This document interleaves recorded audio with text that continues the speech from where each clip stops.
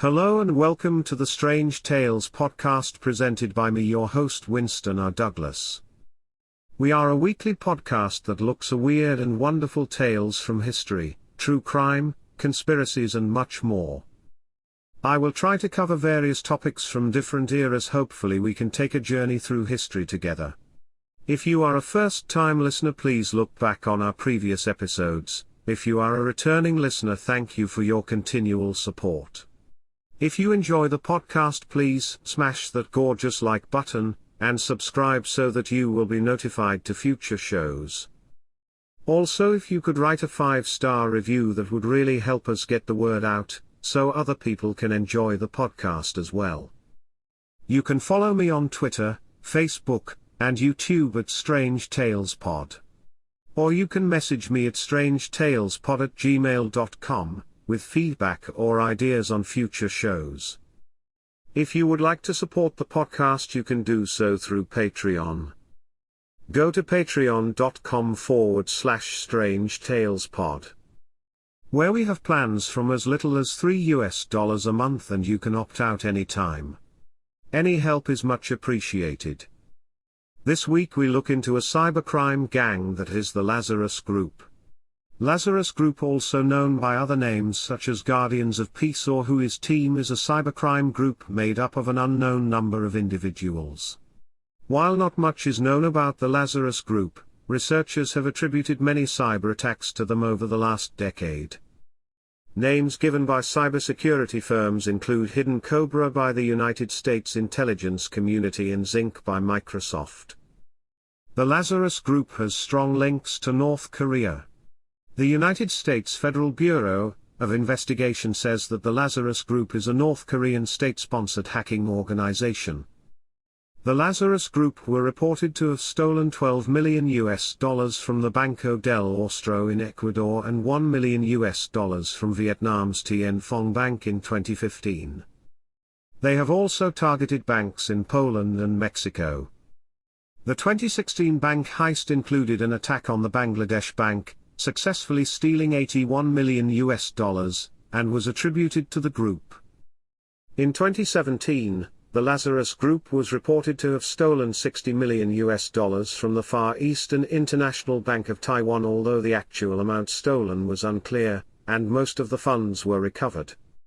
Okay, let's get into today's strange tale. Cybersecurity expert Kurt Stamberger from cybersecurity firm Norse, DEFCON organizer and Cloudflare researcher Mark Rogers, Hector Monsega, and Kim Zetter, a security journalist at Wired magazine, have expressed doubt and tended to agree that North Korea might not be behind the attack. Michael Hiltzik, a journalist for the Los Angeles Times, said that all evidence against North Korea was circumstantial and that some cybersecurity experts were skeptical about attributing the attack to the North Koreans. Cybersecurity expert Lucas Zykowski said, "State-sponsored attackers don't create cool names for themselves like Guardians of Peace and promote their activity to the public." Kim Zetter of Wired magazine called released evidence against the government flimsy. Former hacker Hector Monsega, who once hacked into Sony, explained to CBS News that exfiltrating 1 or 100 terabytes of data without anyone noticing would have taken months or years, not weeks. Monsega doubted the accusations due to North Korea's insufficient internet infrastructure to handle the transfer of that much data. He believed that it could have been either Chinese, Russian, or North Korean-sponsored hackers working outside of the country, but most likely to be the deed of a Sony employee. Stamberger provided to the FBI Norse's findings that suggest the hack was an inside job, stating, "Sony was not just hacked. This is a company that was essentially nuked from the inside. We are very confident that this was not an attack masterminded by North Korea and that insiders were key to the implementation of one of the most devastating attacks in history."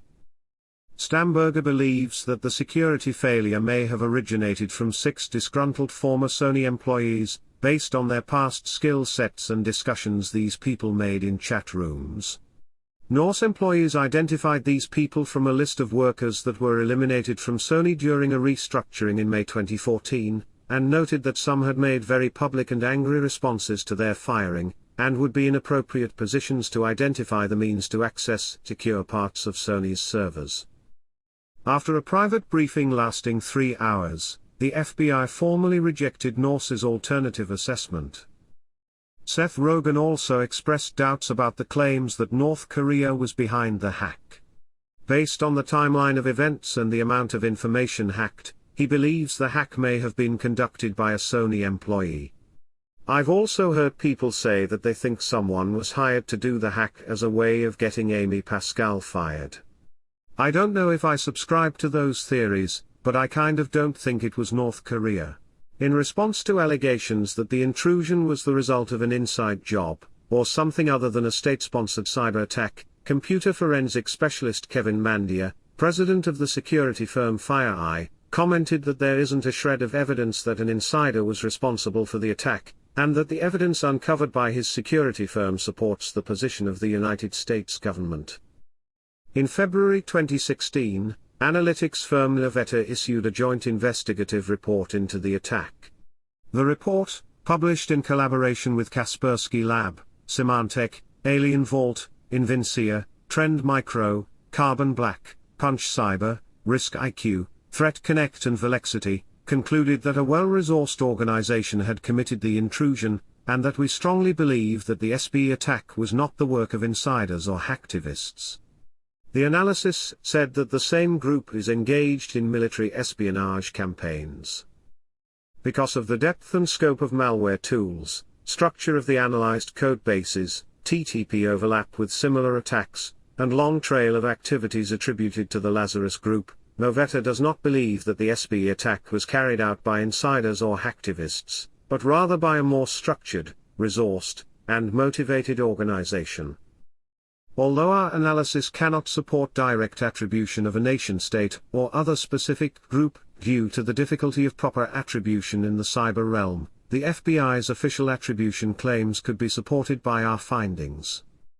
The U.S. Department of Justice issued formal charges related to the Sony hack on North Korean citizen Park Jin-hyok on September 6, 2018. The Department of Justice contends that Park was a North Korean hacker that worked for the country's Reconnaissance General Bureau, the equivalent of the CIA. The Department of Justice also asserted that Park was partially responsible for arranging the WannaCry ransomware attack of 2017, having developed part of the ransomware software.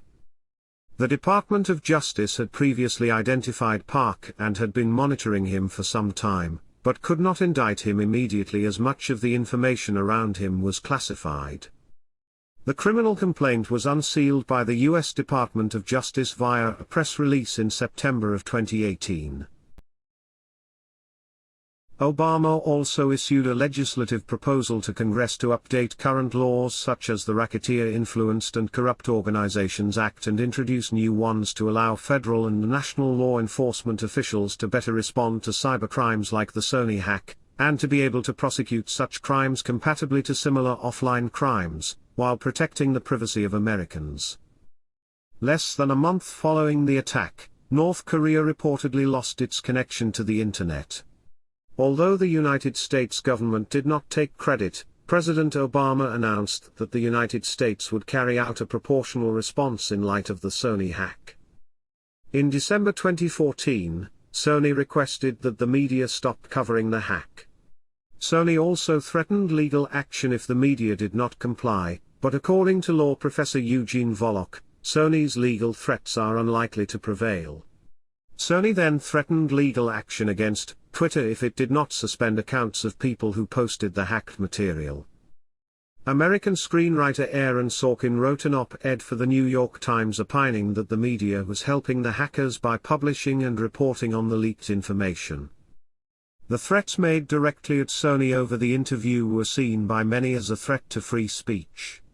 The decision to pull the film was criticized by several Hollywood filmmakers, actors, and television hosts, including Ben Stiller, Steve Carell, Rob Lowe, Jimmy Kimmel, and Judd Apatow. Some commentators contrasted the situation to the non-controversial release of the 2004 Team America, World Police, a film that mocked the leadership of North Korea's prior leader, Kim Jong-il. The Alamo Drafthouse was poised to replace showings of The Interview with Team America until the film's distributor Paramount Pictures ordered the theaters to stop. In light of the threats made to Sony over The Interview, New Regency cancelled its March 2015 production plans for a film adaptation of the graphic novel Pyongyang, A Journey in North Korea, which was set to star Steve Carell. Hustler announced its intentions to make a pornographic parody film of The Interview. Hustler founder Larry Flynt said, "If Kim Jong-un and his henchmen were upset before, wait till they see the movie we're going to make." In China, the media coverage of the hackings has been limited and outside sources have been censored. A search for North Korea hack on Baidu, China's leading search engine, returned just one article, which named North Korea as one of several suspects. However, Google, which was and is inaccessible in China, returned more than 36 million results for the same query. Hua Chunying, a spokeswoman of Foreign Affairs, shied away from directly addressing the Sony hacking situation. 2016 Bangladesh Bank cyber heist. Like many other national banks, Bangladesh Bank, the Central Bank of Bangladesh, maintains an account with the Federal Reserve Bank of New York to deposit, maintain, and transfer foreign currency reserve of Bangladesh. The foreign currency reserve of Bangladesh, a growing economy, often reaches multiple billions of US dollars. As of September 2020, Bangladesh has a foreign currency reserve of 39 billion US dollars. The Society for Worldwide Interbank Financial Telecommunication, SWIFT, network is used to communicate with the bank holding the foreign exchange account in order to withdraw, transfer, or deposit the currency. The 2016 cyber attack on the Bangladesh Bank was not the first attack of its kind. In 2013, the Sonali Bank of Bangladesh was also successfully targeted by hackers who were able to remove $250,000 US. In both cases, the perpetrators were suspected to have been aided by insiders within the targeted banks, who assisted in taking advantage of weaknesses in the bank's access to the SWIFT global payment network. Capitalizing on weaknesses in the security of the Bangladesh Central Bank, including the possible involvement of some of its employees, perpetrators attempted to steal $951 million US from the Bangladesh Bank's account with the Federal Reserve Bank of New York. The theft happened sometime between February the 4th to the 5th, 2016, when Bangladesh Bank's offices were closed for the weekend. The perpetrators managed to compromise Bangladesh Bank's computer network, observe how transfers are done, and gain access to the bank's credentials for payment transfers. They used these credentials to authorize about 36 requests to the Federal Reserve Bank of New York. These requests were made to transfer funds to accounts in Sri Lanka and the Philippines. 30 transactions worth $851 million US were flagged by the banking system for staff review, but 5 requests were granted. $20 million US to Sri Lanka later recovered, and $81 million US lost to the Philippines, entering the Southeast Asian country's banking system on February 5, 2016. This money was laundered through casinos and some later transferred to Hong Kong. The $20 million US transfer to Sri Lanka was intended by hackers to be sent to the Shalika Foundation, a Sri Lanka-based private limited company. The hackers misspelled foundation in their request to transfer the funds, spelling the word as foundation. This spelling error gained suspicion from Deutsche Bank, a routing bank, which put a halt to the transaction in question after seeking clarifications from Bangladesh Bank. Sri Lanka-based PanAsia Bank initially took notice of the transaction, with one official noting the transaction as too big for a country like Sri Lanka. PanAsia Bank was the one which referred the anomalous transaction to Deutsche Bank. The Sri Lankan funds have been recovered by Bangladesh Bank. Funds diverted to the Philippines. The money transferred to the Philippines was deposited in 5 separate accounts with the Rizal Commercial Banking Corporation, RCBC. The accounts were later found to be under fictitious identities. The funds were then transferred to a foreign exchange broker to be converted to Philippine pesos, returned to the RCBC and consolidated in an account of a Chinese-Filipino businessman. The conversion was made from February 5 to 13, 2016. It was also found that the $4 accounts involved were opened at the RCBC as early as May 15, 2015, remaining untouched until February 4, 2016, the date the transfer from the Federal Reserve Bank of New York was made. February 8, 2016, Bangladesh Bank informed RCBC through SWIFT to stop the payment, refund the funds, and to freeze and put the funds on hold if the funds had already been transferred. Chinese New Year is a non-working holiday in the Philippines, and a SWIFT message from Bangladesh Bank containing similar information was received by RCBC only a day later. By this time, a withdrawal amounting to about $58.15 million had already been processed by RCBC's Jupiter Street branch. February 16, the governor of Bangladesh Bank requested Bangko Sentral ng Pilipinas assistance in the recovery of its $81 million funds, saying that the SWIFT payment instructions issued in favor of RCBC on February 4, 2016, were fraudulent. Initially, Bangladesh Bank was uncertain if its system had been compromised. The governor of the central bank engaged World Informatics Cybersecurity, a US-based firm, to lead the security incident response, vulnerability assessment and remediation. World Informatics Cybersecurity brought in the forensic investigation company Mandiant for the investigation. These investigators found footprints and malware of hackers, which suggested that the system had been breached. The investigators also said that the hackers were based outside Bangladesh. An internal investigation has been launched by Bangladesh Bank regarding the case. The Bangladesh Bank's forensic investigation found out that malware was installed within the bank's system sometime in January 2016, and gathered information on the bank's operational procedures for international payments and fund transfers.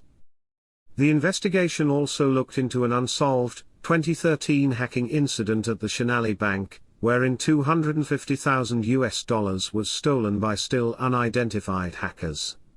According to reports, just as in the 2016 central bank hack, the theft also used fraudulent fund transfers using the SWIFT global payment network. The incident was treated by Bangladeshi police authorities as a cold case until the suspiciously similar 2016 Bangladesh central bank robbery. The Philippines National Bureau of Investigation, NBI, launched a probe and looked into a Chinese Filipino, who allegedly played a key role in the money laundering of the illicit funds.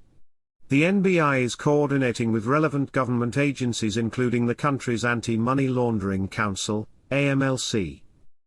The AMLC started its investigation on February 19, 2016, of bank accounts linked to a junket operator.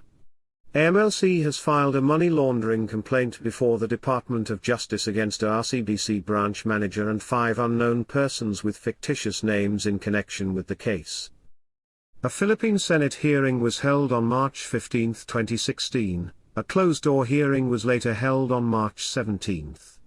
Philippine Amusement and Gaming Corporation, PAGCOR, has also launched its own investigation.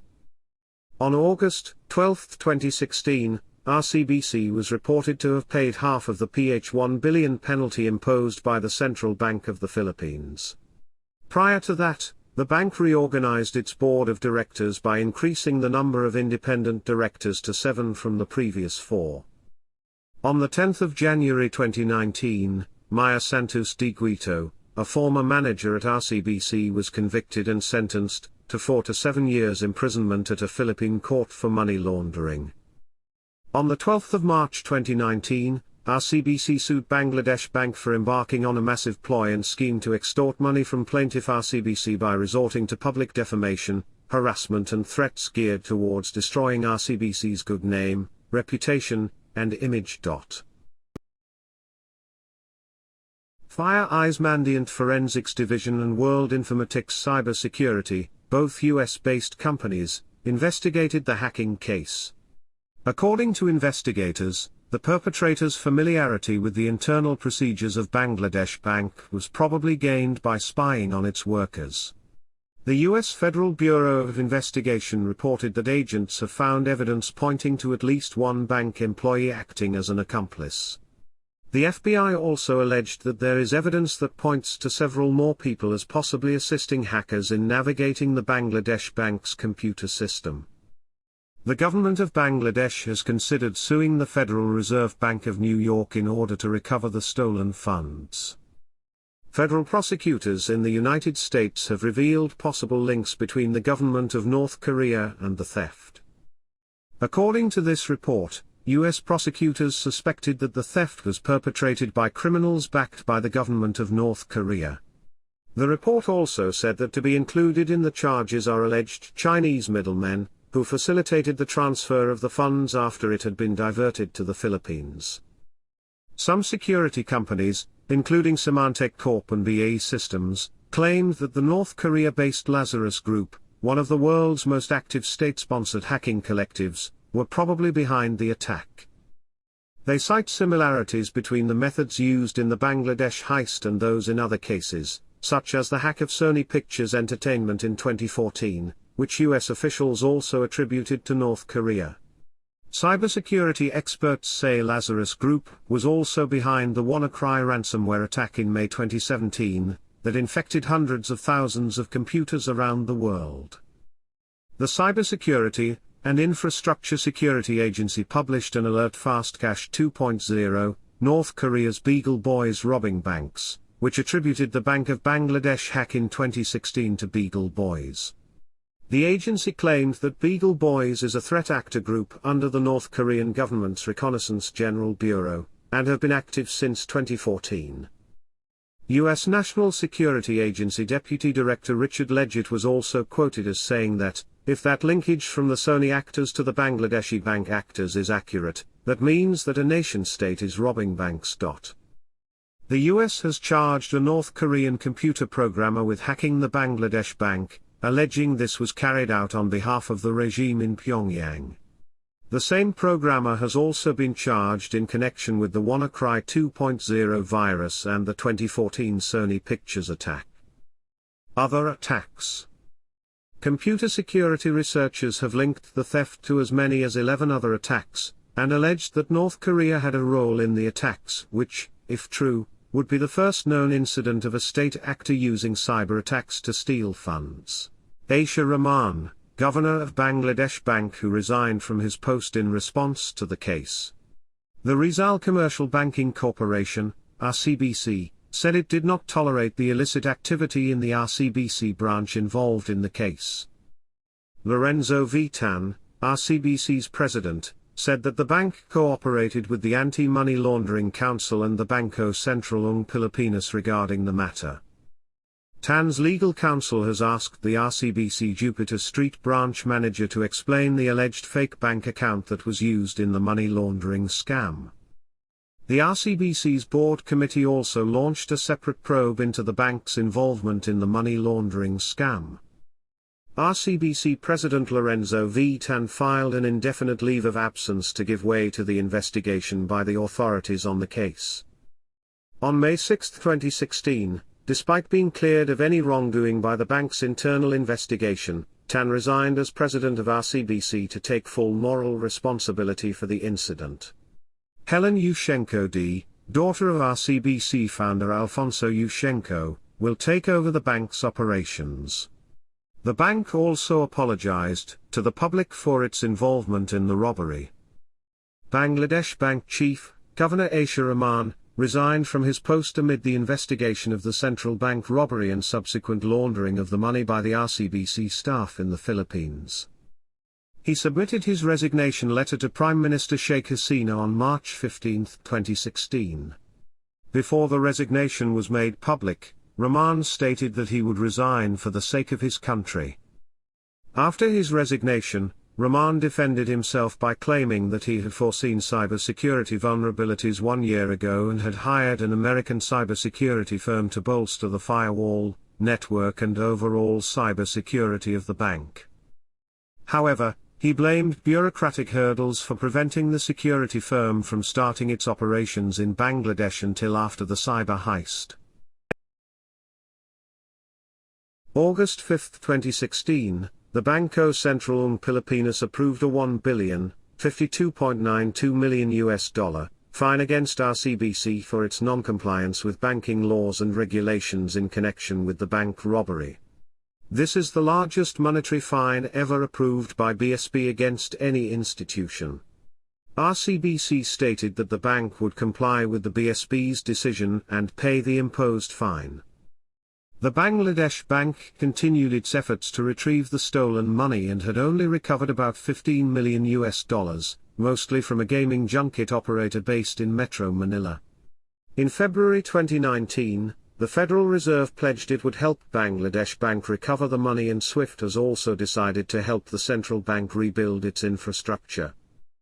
The Bangladeshi Central Bank also believed that RCBC was complicit with the robbery, filing a legal case in U.S. District Court for the Southern District of New York regarding the case in early 2019, accusing the Philippine bank of massive conspiracy.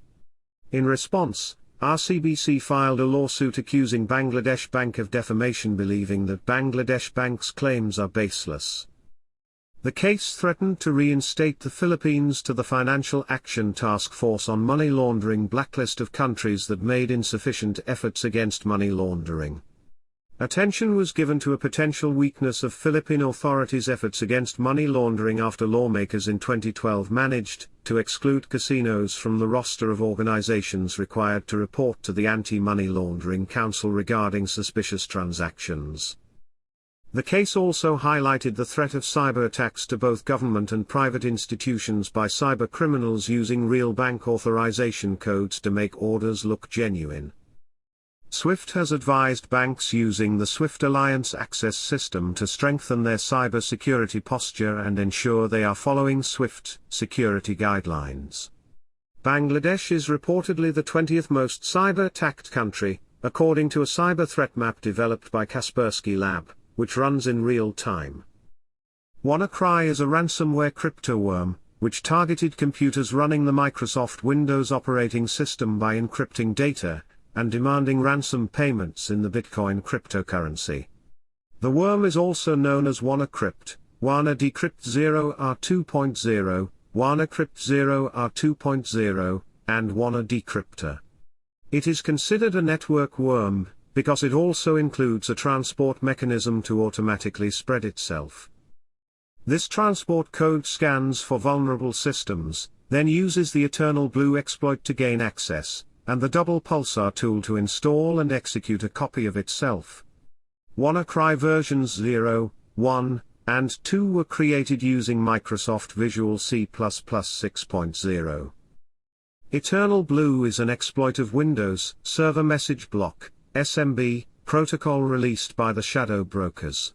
Much of the attention and comment around the event was occasioned by the fact that the US NSA had already discovered the vulnerability, but used it to create an exploit for its own offensive work, rather than report it to Microsoft. Microsoft eventually discovered the vulnerability, and on the 14th of March 2017, they issued Security Bulletin MS-17010, which detailed the flaw and announced that patches had been released for all Windows versions that were currently supported at that time, these being Windows Vista, Windows 7, Windows 8.1, Windows 10, Windows Server 2008, Windows Server 2008 R2, Windows Server 2012, and Windows Server 2016. Double Pulsar is a backdoor tool, also released by the shadow brokers on the 14th of April 2017. Starting from the 21st of April 2017, security researchers reported that there were tens of thousands of computers with the double pulsar backdoor installed. By the 25th of April, reports estimated that the number of infected computers could be up to several 100,000, with numbers increasing every day. The WannaCry code can take advantage of any existing double pulsar infection, or installs it itself. On the 9th of May 2017, private cybersecurity company RiskSense released code on GitHub with the stated purpose of allowing legal white hat penetration testers to test the CVE 2017-0144 exploit on unpatched systems. When executed, the WannaCry malware first checks the kill switch domain name. If it is not found, then the ransomware encrypts the computer's data, then attempts to exploit the SMB vulnerability to spread out to random computers on the internet, and laterally to computers on the same network. As with other modern ransomware, the payload displays a message informing the user that their files have been encrypted, and demands a payment of around $300 in Bitcoin within 3 days, or $600 within 7 days, warning that you have not so enough time. 3 hard-coded Bitcoin addresses, or wallets, are used to receive the payments of victims. As with all such wallets, their transactions and balances are publicly accessible even though the cryptocurrency wallet owners remain unknown. The attack began on Friday the 12th of May 2017, with evidence pointing to an initial infection in Asia at 7:44 UTC. The initial infection was likely through an exposed vulnerable SMB port, rather than email phishing as initially assumed. Within a day the code was reported to have infected more than 230,000 computers in over 150 countries. Organizations that had not installed Microsoft's security update from April 2017 were affected by the attack. Those still running unsupported versions of Microsoft Windows, such as Windows XP and Windows Server 2003, were at particularly high risk because no security patches had been released since April 2014 for Windows XP, and July 2015 for Windows Server 2003. A Kaspersky Labs study reported, however, that less than 0.1% of the affected computers were running Windows XP, and that 98% of the affected computers were running Windows 7. In a controlled testing environment, the cybersecurity firm Cryptos Logic found that it was unable to infect a Windows XP system with WannaCry using just the exploits, as the payload failed to load, or caused the operating system to crash rather than actually execute and encrypt files. However, when executed manually, WannaCry could still operate on Windows XP. Experts quickly advised affected users against paying the ransom due to no reports of people getting their data back after payment, and as high revenues would encourage more of such campaigns. As of the 14th of June 2017, after the attack had subsided, a total of 327 payments totaling $130,634 and 77 cents had been transferred. The day after the initial attack in May, Microsoft released out-of-band security updates for end-of-life products Windows XP, Windows Server 2003 and Windows 8. These patches had been created in February of that year following a tip-off about the vulnerability in January of that year. Organizations were advised to patch Windows and plug the vulnerability in order to protect themselves from the cyber attack. The head of Microsoft's Cyber Defense Operations Center, Adrienne Hall, said that due to the elevated risk for destructive cyber attacks at this time, we made the decision to take this action because applying these updates provides further protection against potential attacks with characteristics similar to WannaCrypt, alternative name to WannaCry. Researcher Marcus Hutchins discovered the kill switch domain hard-coded in the malware. Registering a domain name for a DNS sinkhole stopped the attack spreading as a worm, because the ransomware only encrypted the computer's files if it was unable to connect to that domain, which all computers infected with WannaCry before the website's registration had been unable to do. While this did not help already infected systems, it severely slowed the spread of the initial infection and gave time for defensive measures to be deployed worldwide, particularly in North America and Asia, which had not been attacked to the same extent as elsewhere.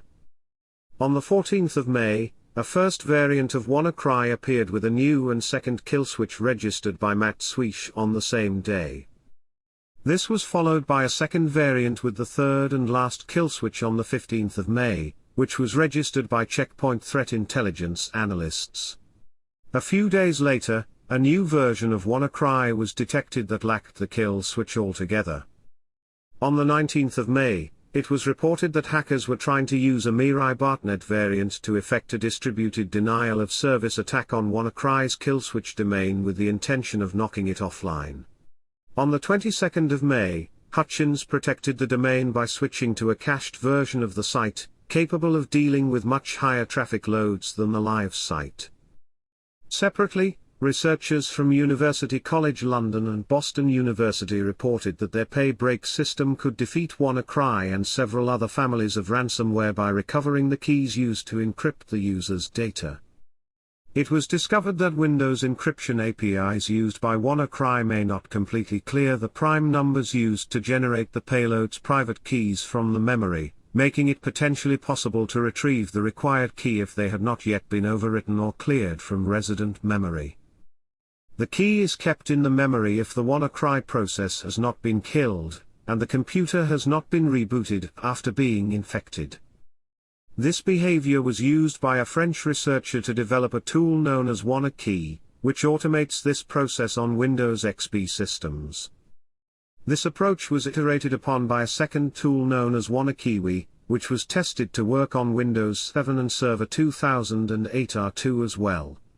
Within 4 days of the initial outbreak, new infections had slowed to a trickle due to these responses. Linguistic analysis of the ransom notes indicated the authors were likely fluent in Chinese and proficient in English, as the versions of the notes in those languages were probably human-written while the rest seemed to be machine-translated. According to an analysis by the FBI's Cyber Behavioral Analysis Center, the computer that created the ransomware language files had Hangul language fonts installed, as evidenced by the presence of the /JARSET129 rich text format tag. Metadata in the language files also indicated that the computers that created the ransomware were set to UTC+9, used in Korea. A Google security researcher initially posted a tweet referencing code similarities between WannaCry and previous malware. The cybersecurity companies Kaspersky Lab and Symantec have both said the code has some similarities with that previously used by the Lazarus group. This could also be either simple reuse of code by another group, or an attempt to shift blame, as in a cyber false flag operation, but a leaked internal NSA memo is alleged to have also linked the creation of the worm to North Korea.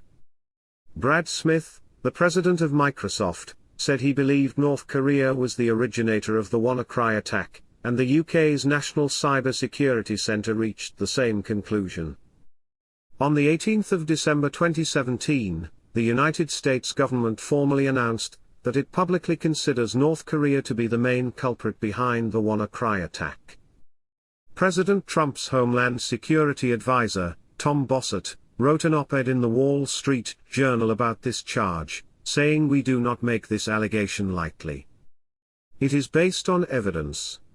In a press conference the following day, Bossert said that the evidence indicates that Kim Jong-un had given the order to launch the malware attack. Bossert said that Canada, New Zealand and Japan agree with the United States' assessment of the evidence that links the attack to North Korea, while the United Kingdom's Foreign and Commonwealth Office says it also stands behind the United States' assertion. On the 6th of September 2018, the U.S. Department of Justice announced formal charges against Park Jin-hyok for involvement in the Sony Pictures hack of 2014. The DOJ contended that Park was a North Korean hacker working as part of a team of experts for the North Korean Reconnaissance General Bureau. The Department of Justice asserted this team also had been involved in the WannaCry attack, among other activities. The ransomware campaign was unprecedented in scale according to Europol, which estimates that around 200,000 computers were infected across 150 countries.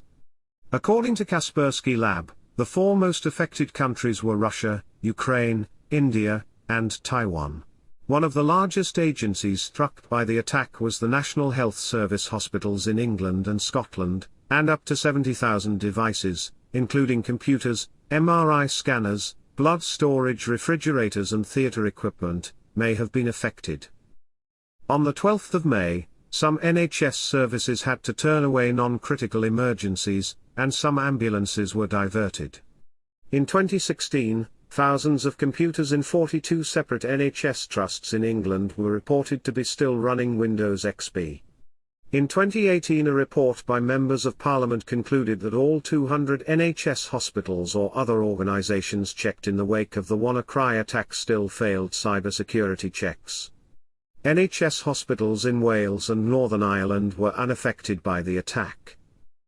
Nissan Motor Manufacturing UK in Tyne and Wear, England, halted production after the ransomware infected some of their systems. Renault also stopped production at several sites in an attempt to stop the spread of the ransomware. Spain's Telefónica, FedEx and Deutsche Bahn were hit, along with many other countries and companies worldwide. The attack's impact is said to be relatively low compared to other potential attacks of the same type and could have been much worse had Hutchins not discovered that a kill switch had been built in by its creators, or if it had been specifically targeted on highly critical infrastructure, like nuclear power plants, dams or railway systems. According to cyber risk modeling firm Science, economic losses from the cyber attack could reach up to $4 billion, with other groups estimating the losses to be in the hundreds of millions. In mid-September 2019, the USA issued a public alert about a new version of malware dubbed Electric Fish. Since the beginning of 2019, North Korean agents have attempted 5 major cyber thefts worldwide, including a successful $49 million theft from an institution in Kuwait. Due to the ongoing COVID-19 pandemic, pharmaceutical companies became major targets for the Lazarus Group. Using spear phishing techniques, Lazarus Group members posed as health officials and contacted pharmaceutical company employees with malicious links. Thank you all so much for listening. I really hope that you enjoyed today's strange tale. If you did, please smash that gorgeous like button, and subscribe so that you will be notified to future shows. Also, if you could write a 5-star review, that would really help us get the word out, so other people can enjoy the podcast as well. You can follow me on Twitter, Facebook, and YouTube at Strange Tales Pod.